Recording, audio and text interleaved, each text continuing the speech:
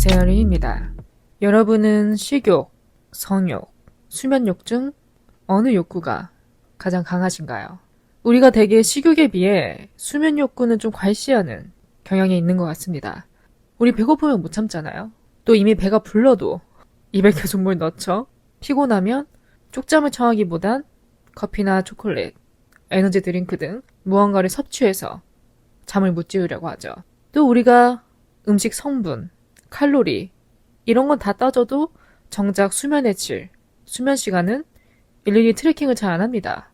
또 우리가 학교 다닐 때를 되짚어 보면 학교에서 갖가지 교육을 시키죠. 건강한 식습관, 구강 청결, 손 씻기, 성교육, 컴퓨터 중독, 게임 중독 등등 이것저것 다양하게 교육을 시키지만 정작 수면에 대한 교육은 받아본 기억이 없습니다. 일찍 일어나는 건 강조해도 하루에 8시간씩 꼬박꼬박 자라 이런 얘기는 거의 못 들어본 것 같습니다. 기사를 보니까 우리나라 MZ세대의 평균 수면 시간이 6시간도 안 된다고 해요. 저도 여기에 포함됩니다.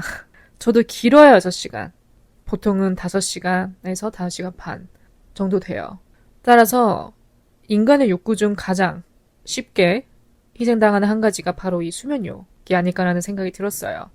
또 그럴 수밖에 없는 상황에 처해있기도 하죠. 대부분이 직장인이건 학생이건 우리는 학교를 가야 되고 출근해야 되고 또 육아에 묶여있는 사람도 있으니까 저는 먹는 것만큼이나 이 수면도 정말 중요하다고 생각합니다. 요즘 더욱더 그 중요성, 심각성을 강하게 느끼고 있어요. 제 자신도 중요하다는 걸 알면서도 정작 내 수면의 질, 퀄리티는 딱히 좋은 편은 아니라고 느낍니다. 특히 여름에는 더 못 자는 것 같아요. 어떻게 보면 여름이 수면 부족의 계절 아닐까. 밤에는 열대야 때문에 잠 못 이루는 사람들이 너무 많죠. 저도 중간에 꼭 한 번씩 깨더라고요. 거의 이틀에 한 번꼴로. 저는 참고로 선풍기 바람을 안 좋아해서 선풍기를 안 틀어요. 에어컨만 틀고 사는데 에어컨도 자는 시간 내내 틀기는 좀 부담스럽더라고요. 추워지기도 하고 왜냐면 사람이 자면서 체온이 떨어지니까 끄기엔 덥고 키면 춥고 그래서 그 온도와 바람 세기를 조절하긴 하는데 그래도 중간에 깰 때가 꼭 있습니다.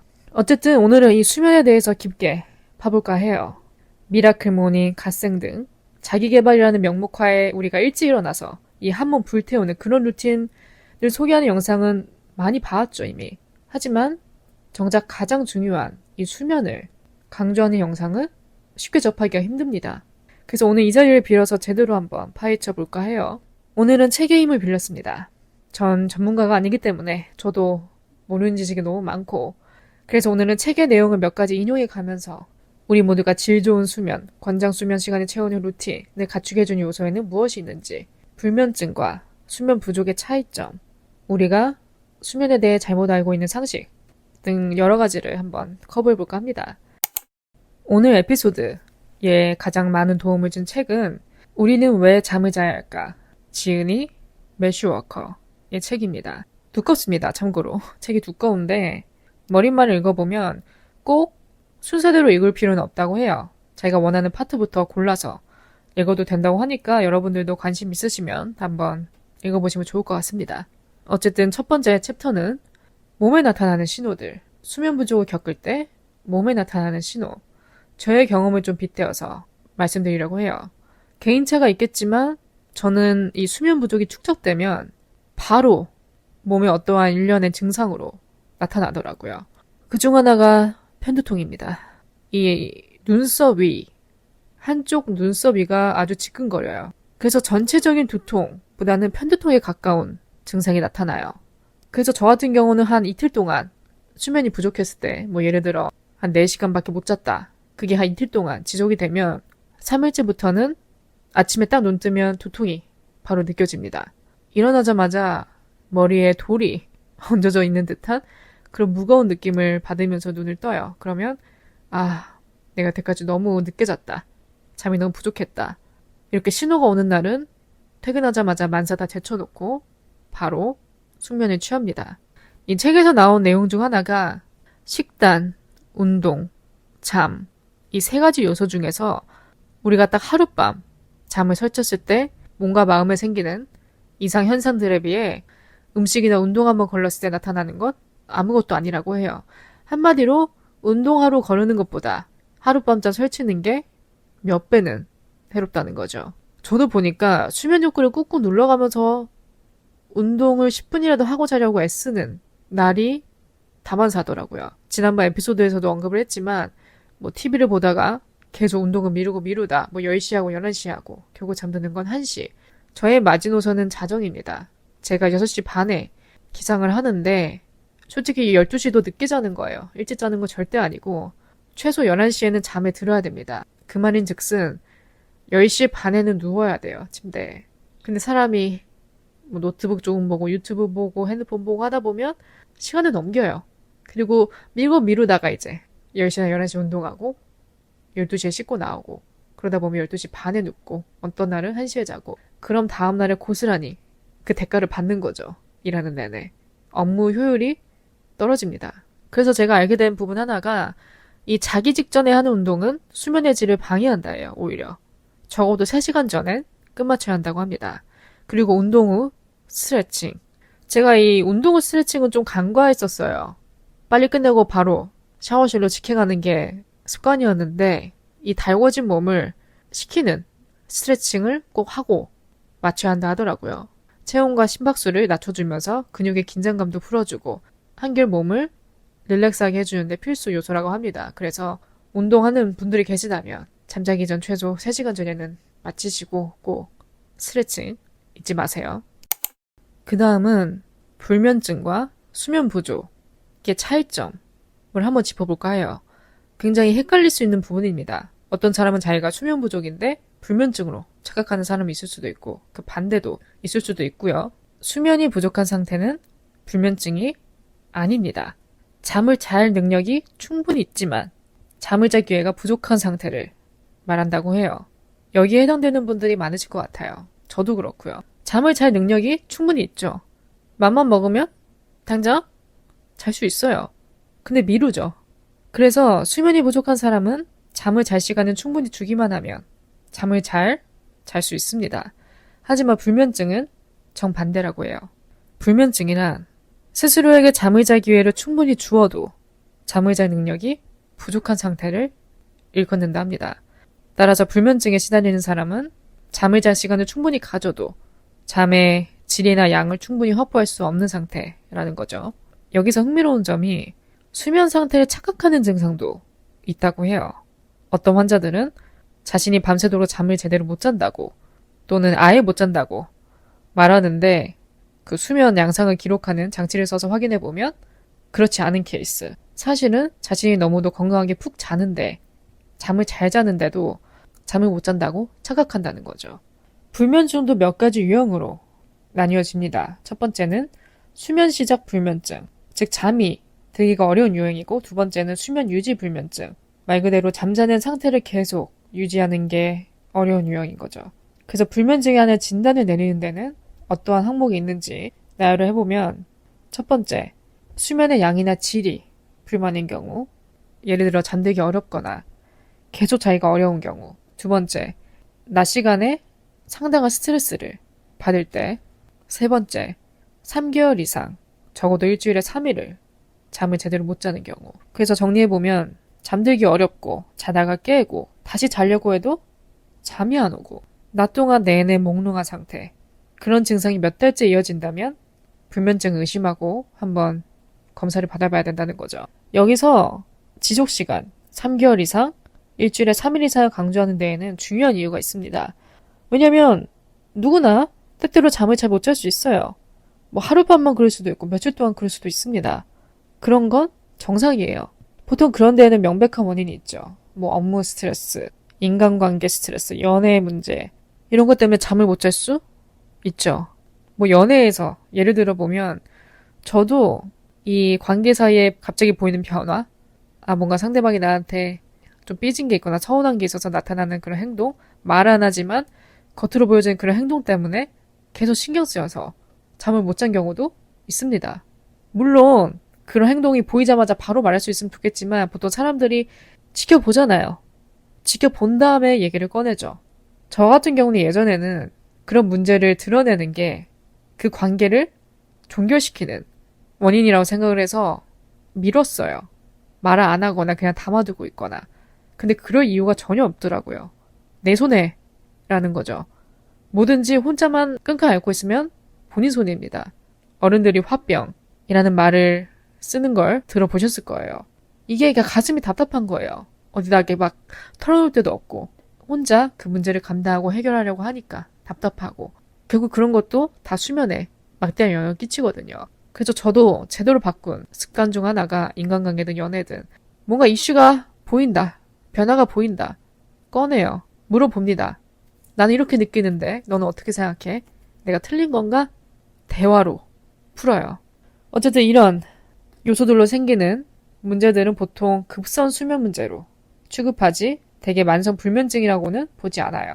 몇 주가 흐르도록 계속 잠을 못 자야 불면증이라는 임상적 진단이 내려집니다. 이 세계에서 불면증을 겪고 있는 사람이 얼마나 될까? 이 책에서 말하길 4천만 명이 넘는 미국인이 뜬 눈으로 밤을 지샌다고 해요. 그리고 불면증은 남성보다는 여성에게 2배는 더 많이 나타난다고 합니다. 이 수면제 산업이 미국에서만 연간 매출액이 300억 달러에 달한다고 해요.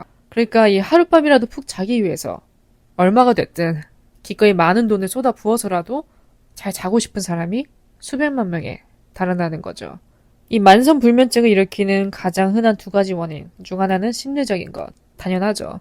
뭔가 계속 이 머릿속에 남아있는 그 걱정이 있으면 사람은 잠을 잘 못 자요. 그게 해결이 안 되면. 이런 거 없이 살면 좋겠죠. 누구나. 근데 어떻게 없이만 살겠습니까?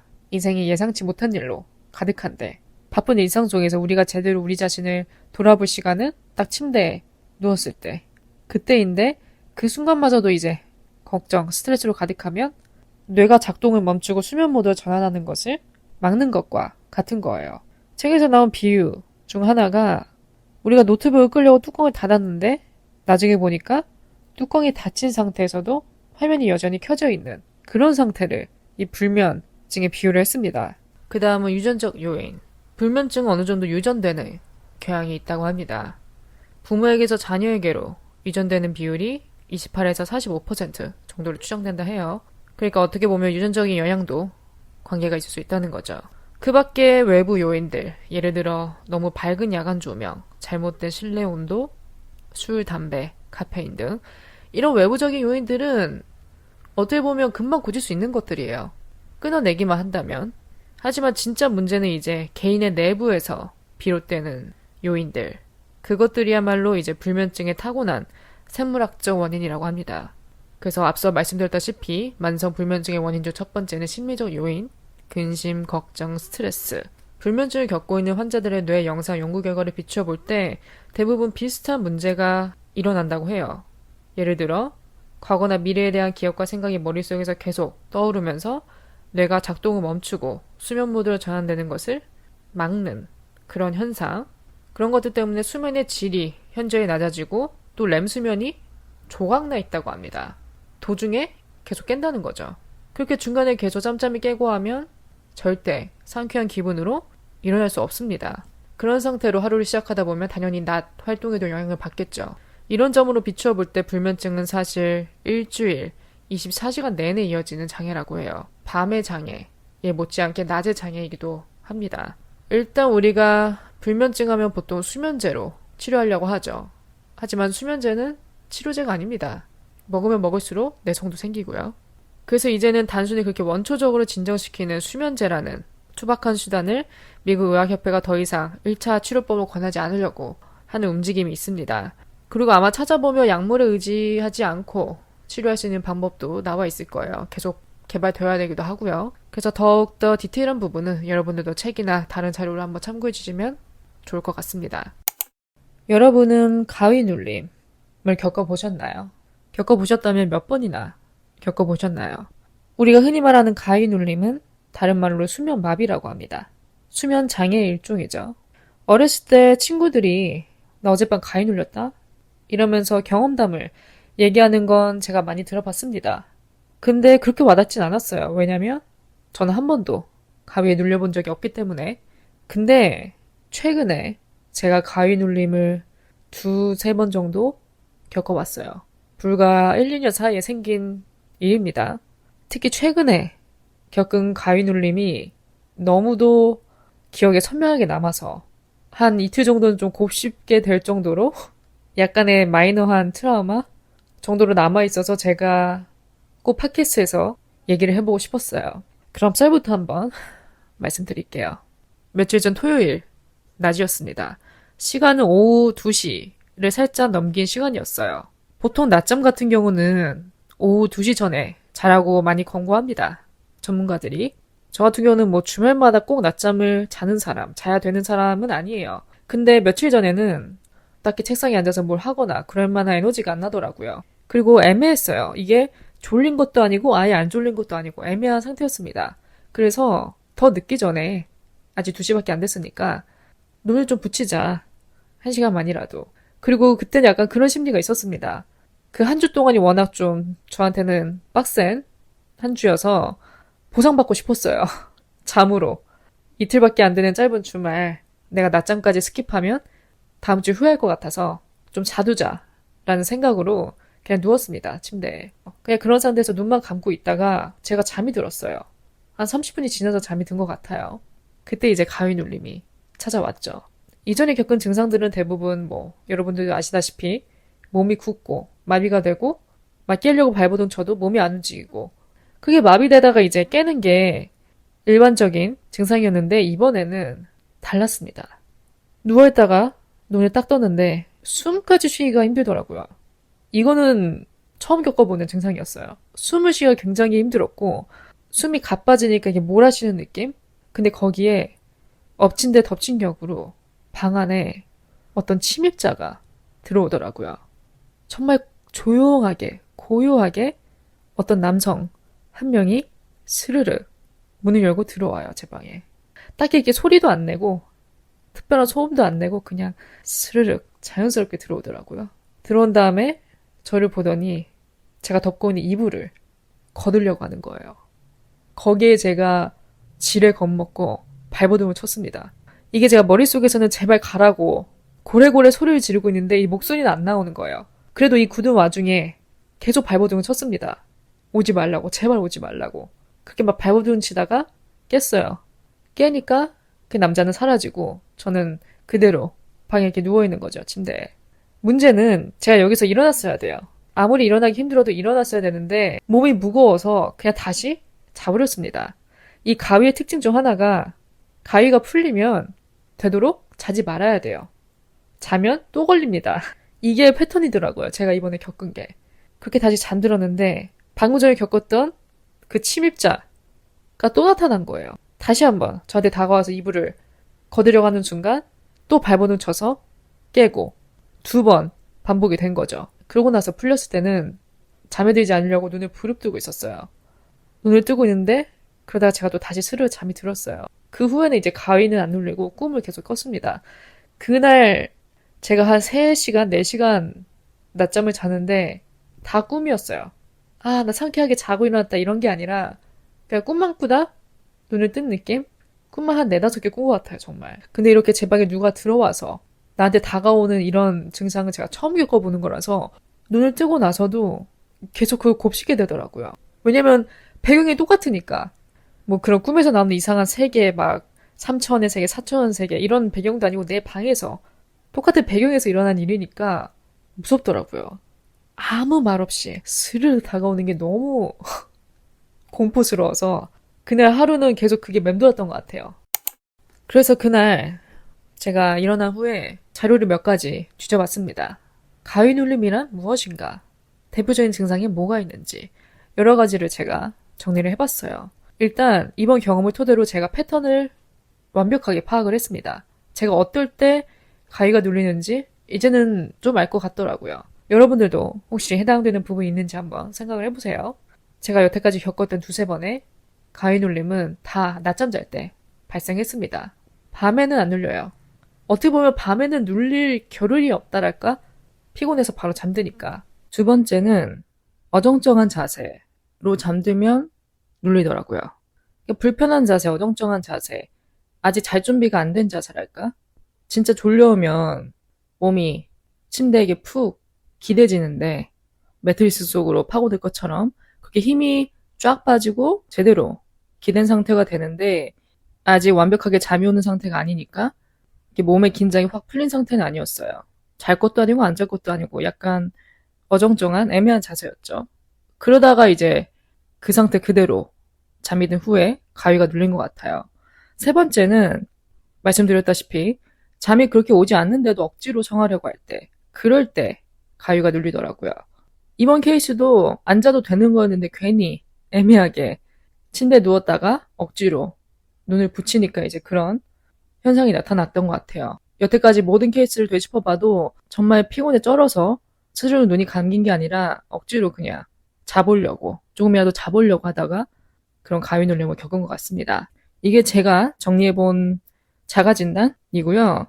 정보를 좀 캐봤습니다. 유튜브든 어디든 찾아봤는데 들어맞는 것이 생각보다 많더라고요. 일단 첫 번째, 전문가가 말하길 가위 증상의 대표적인 것들이 환청, 환각, 환시, 이상한 속삭임이 들린다던가, 귀신이 나타난다던가, 호흡이 불편한 것도 증상의 일부라고 해요. 그리고 보통 환시일 때 나타나는 것들, 외계인이 나타나서 납치해가는 그런 것을 볼 수도 있고, 귀신, 머리 풀어헤친 귀신이 나타날 수도 있는 거고, 사람마다 다르겠지만 보통 이 환시에 나타나는 그 대상은 평소에 가장 자기가 무서워 하던 것이 그대로 가위에 투영된다고 해요. 한마디로 평소에 본인이 이게 가장 무서운 거다. 이게 가장 무서운 순간이다. 가장 무서웠던 것을 재구성하는 거라는 거죠. 제가 하는 무서운 상상 중 한 가지는 집에 누가 들어오는 거. 자취하는 분들이라면 남녀 가릴 것 없이 가장 무서운 상황이지 않을까 싶어요. 이 안정과 보안에 관련된 거. 무섭잖아요. 그것만큼 무서운 게 또 있을까요? 특히 혼자 사는 분들이라면 이런 생각 당연히 하게 되죠. 그래서 저도 생각하는 가장 무서운 시나리오는 그거였던 것 같아요, 평소에. 차라리 그때 나타난 게 남자가 아니라 귀신이었으면 저는 그렇게까지 겁먹진 않았을 것 같아요. 귀신은 세 발의 피죠. 사람에 비하면. 사람만큼 무서운 게 있습니까? 어차피 제가 가위 눌린 것을 어느 정도 인지하고 있었으니까 귀신이 나타났다 하면 아휴 그냥 한숨 한번 쉬면서 좀 놀다 가라 막 그렇게 겁먹고 발버둥치지는 않았을 것 같아요. 어차피 깰 걸 아니까 언젠가는. 근데 사람은 너무 리얼했고 안 그래도 장소도 하필 내 방인데 너무 리얼해서 이 기억은 평생 남을 것 같더라고요. 그래서 어떻게 보면 그날 그것도 제가 평소에 무서워하던 상상이 그대로 반영된 것이 아닐까라는 생각이 듭니다. 그 다음엔 치료법, 전문가가 권장하는 방법, 맨 어떤 것들이 있는지 한번 볼게요. 일단은 가위 눌림을 받아들이는 것도 방법 중에 하나라고 합니다. 불면증도 그렇듯이 내가 가위에 계속 눌린다는 것을 애써 부정하지 말고 그냥 그대로 받아들이는 것. 그렇게 좀 인지하는 것만으로도 오히려 그것을 극복하는데 효과가 있다는 거죠. 막 패닉 상태로 발버둥 치기 전에 내 앞에 보이는 건 환각이다. 실제가 아니다. 라고 인지하면 좀 더 진정이 되지 않을까 그런 생각이 들고요. 두 번째는 가위에서 깨어나면 되도록 다시 잠들지 않는 것. 이것도 좀 중요합니다. 저도 겪어봤기 때문에 한번 겪은 다음에 깨어났으면 아무리 졸려도 이렇게 일어나는 게 맞아요. 세 번째는 자세의 부분인데 옆으로 누워 잘 때보다 반듯하게 누워 잘 때 더 눌릴 확률이 더 높다 합니다. 그렇다고 옆으로 잔다고 100%안 눌린다 그것도 아니지만 사람이 바로 누워서 자면 이 기도와 폐가 눌린다고 해요. 그래서 이렇게 올고진 자세로 잘 때 눌릴 확률이 더 높다 하니까 혹시 자주 눌리시는 분들이 계시다면 옆으로 한번 자세를 바꿔서 자보는 것을 추천드려요. 저도 이걸 바꾼 겁니다. 저도 계속 옆으로 잤었어요. 그런데 또 어느 의사들은 옆으로 누워 자는 게 안 좋다고 하고 누구는 좋다고 하고 왔다 갔다 하니까 헷갈려서 어느 순간부터 그냥 똑바로 누워 자기 시작했어요. 저는 옆으로 누워 잘 때 팔이 눌려서 쥐가 난 적도 많고 더불어 옆으로 누워 자면 또 새우전처럼 자게 될 가능성이 있어서 등이 굽을 수도 있으니까 똑바로 누워 자는 게 더 좋지 않을까 해서 바꾼 건데 이게 글쎄 여기에 영향을 끼친다면 저도 한번 생각을 해봐야겠네요. 그럼 건강한 수면을 위한 비결, 수면의 질을 높이는 법에는 무엇이 있는지 알아볼까 해요. 제가 수면에 관해서 가장 오해한 부분 중 하나가 바로 이겁니다. 우리가 몰아서 자는 경향이 있죠. 평일 동안 5시간 미만으로 자면서 피로를 쌓을 대로 쌓은 다음에 주말에 몰아자길 간절히 기다리고 또 기다리죠. 저도 그래요. 저는 그게 일종의 회복 수단인 줄 알고 있었습니다. 그래서 내일 토요일이니까 내일 10시까지 자면 돼. 이렇게 주말에 몰아자면서 그 부족한 수면을 보상받을 생각을 하고 있는 거예요. 그리고 이렇게 몰아자면 회복될 거라고 생각을 했는데 그게 이제 착각이란 걸 알게 됐죠. 수면 부족은 계속 축적되는 개념이라고 합니다. 계속 쌓이고 쌓인다는 거예요. 그래서 우리가 건강한 수면을 위해 지켜야 할 부분 중에 뭐가 있냐? 첫 번째, 수면 시간표를 지켜라. 매일 같은 시간에 자고 같은 시간에 일어나라. 잠자리에 드는 시간도 알람을 설정하라고 해요. 이게 앞으로 나열할 방법 중에서 가장 핵심이 되는 부분입니다. 그러니까 일관성을 가지라는 것 같아요. 두 번째는 저녁은 되도록 빨리 맞춰라. 그리고 밤에 뭐 먹지 않는 거. 저는 일단은 집에 오자마자 저녁을 먹습니다. 7시를 마지노선으로 해요. 늦게 먹으면 이제 그걸 또 소화시킨 다음에 운동을 해야 되니까 운동도 또 미뤄지죠. 그래서 저는 최대한 저녁을 일찍 먹고 자고 야식은 당연히 좋을 게 없고요. 뭐 말할 것도 없죠. 그리고 특히 자다 깨서 화장실에 가는 분들이 계시다면 이 수분 섭취도 자기 전에는 제한해야 됩니다. 세 번째는 잠자기 전 스트레칭. 이거는 제가 넣은 부분인데 하고 자는 날과 안 하고 자는 날의 차이가 은근히 크더라고요. 5분이라도 좋고 10분이라도 좋으니까 하루 동안 쌓인 그 긴장, 그 뭉친 부분들을 싹 풀어주고 자면 잠이 훨씬 더 잘 옵니다. 네 번째, 침실에 전자기기 치우기. 간혹 TV를 틀고 자거나 불을 은은하게 켜놓고 자는 분들이 계시던데 그게 오히려 수면을 방해하는 요소 중 하나예요. 저는 소리나 빛에 예민한 편이라서 잘 때 아무 빛도 없어야 합니다. 소음보다 저는 빛에 더 예민한 것 같아요. 저는 어두컴컴해야 잠이 잘 오는 편이거든요. 그래서 특히 뭐 디지털 시계 같은 게 있다 방에 그러면 밝기를 최대한 낮춰놓거나 아예 방향을 돌려놓거나 또 여기서 불면증이 있는 사람은 그 시계를 계속 쳐다보는 경우가 있다고 해요. 그런 사람들은 시계를 돌려놓거나 그런 것도 방법이 되겠죠. 꼭 뭐를 보고 자야 된다 하는 사람은 일단 폰은 내려놓고 책을 들고 오세요. 폰 대신 책이 그 자리를 대신해주게끔 이렇게 1차적으로 하다가 나중에는 아무것도 안 해도 잠을 잘 잘 수 있다. 그런 경지에 도달하면 자고 그 다음은 햇빛 쬐기. 여러분 앤드류 휴버맨 자기계발의 대가 팟캐스트도 너무 유명하고요. 그 사람이 이제 잠에 관해서 권장하는 부분 중 하나가 이 햇빛 쬐기입니다. 이거는 유튜브에서도 찾아보실 수 있을 거예요. 저도 이건 사실 몰랐던 부분이에요. 전혀. 중요성이 와닿지 않았는데 햇빛이 하루 수면 패턴을 조절하는데 굉장히 중요한 역할을 한다 합니다. 비가 오는 날이라 할지라도 실외에 나가서 자연광을 꼭 받으라고 해요. 특히 선글라스, 모자 등 뭐 가리는 거 없이 그냥 있는 그대로 나가서 30분 이상 쬐라고 합니다. 이래서 집에 채광을 중요시하는 것도 같은 맥락이지 않을까. 물론 여기서는 직접 밖에 나가서 하는 것을 추천합니다. 집에서 하는 것보다는. 어떻게 보면 그런 원리도 있죠. 뇌에게 내가 지금 깨어있다 라는 것을 느끼게끔 해주는 거예요. 햇빛을 받음으로써.